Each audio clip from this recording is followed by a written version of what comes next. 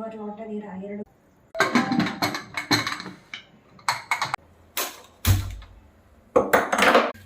ಇಲ್ಲಿ ನಾವು egg rice ಮಾಡ್ತಾ ಇದ್ದೀವಿ. 5 ಮೊಟ್ಟೆ ಒಡೆದು ಹಾಕ್ಕೊಂಡಿದ್ದೀನಿ ಬೌಲಲ್ಲಿ. ದೊಡ್ಡದಾಗಿ ಈರುಳ್ಳಿ ಹೆಚ್ಕೊಂಡಿದ್ದೀವಿ, ಸ್ವಲ್ಪ ಒಂದು 4 ಹಸಿಮೆಣಸು ಚಿಕ್ಕದಾಗಿ ಹೆಚ್ಕೊಂಡಿದ್ದೀವಿ, ಶುಂಠಿ ಬೆಳ್ಳುಳ್ಳಿ ಪೇಸ್ಟ್ ಜಜ್ಕೊಂಡು ಇಟ್ಕೊಂಡಿರೋದು, ಒಂದು ಅರ್ಧ ನಿಂಬೆಹಣ್ಣು, ಕೊತ್ತಂಬರಿ ಸೊಪ್ಪು ಲಾಸ್ಟಲ್ಲಿ ಹಾಕೋಕ್ಕೆ, ಒಂದು 5 ಮೊಟ್ಟೆ ಒಡೆದಿಟ್ಕೊಂಡಿರೋದು.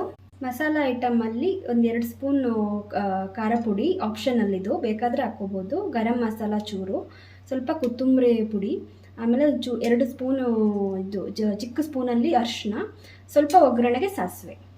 ಇಲ್ಲಿ ನಾನು 5 ಮೊಟ್ಟೆಗೆ 1 ಲೋಟ ಅಕ್ಕಿನ ತೊಳೆದು ಅನ್ನ ಮಾಡ್ಕೊಂಡಿದ್ದೀನಿ. ನೀವು ನಿಮಗೆ ಎಷ್ಟು ಬೇಕು ನೋಡ್ಕೊಂಡು ಹಾಕ್ಕೊಳ್ಬೋದು. ಈಗ ಸ್ಟವ್ ಹಚ್ಕೊಂಡು ಒಂದು 2 ಸ್ಪೂನ್ ಆಯಿಲ್ ಹಾಕಬೇಕು ಒಗ್ಗರಣೆಗೆ.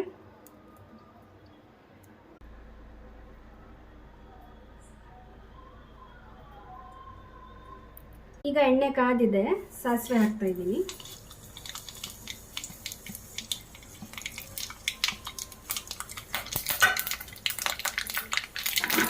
ಹಸಿಮೆಣಸು ಹಾಕಿ,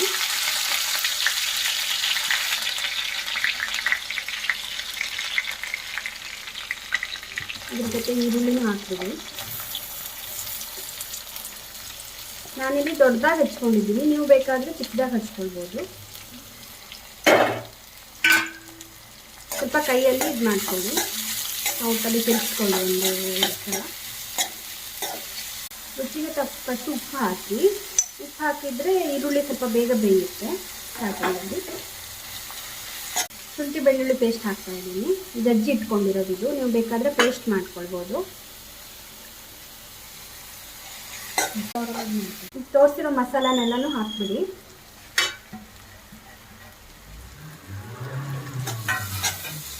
ಬಾಡಿಸ್ಕೊಂಡ್ಮೇಲೆ ಮೊಟ್ಟೆ ಹಾಕ್ತಾ ಇದ್ದೀನಿ. ಇವಾಗ ಮೊಟ್ಟೆ ಹಾಕ್ಬಿಟ್ಟು ನೀವು ಸರಿಯಾಗಿ ತಿರ್ಸ್ಕೊಳ್ಬೇಕು, ದೊಡ್ಡೂರಿನಲ್ಲಿ ಇಟ್ಕೊಂಡು ಸರಿಯಾಗಿ ತಿರ್ಗಿಸ್ಬೇಕು.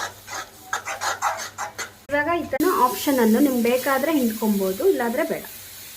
ಲಾಸ್ಟಲ್ಲಿ ಕೊತ್ತಂಬರಿ ಸೊಪ್ಪು ಫ್ಲೇವರ್ಗೆ ಹಾಕ್ಕೊಳ್ತಾ ಇದ್ದೀನಿ.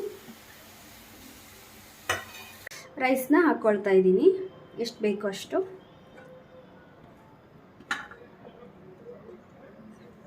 ಈಗ ಚೆನ್ನಾಗಿ ತಿರುಗಿಸ್ಬೇಕು, ಕಲಿಸ್ಬೇಕು. ಈಗ ಬಿಸಿ ಬಿಸಿ ಎಗ್ ರೈಸ್ ಸವಿಯಲು ಸಿದ್ಧ.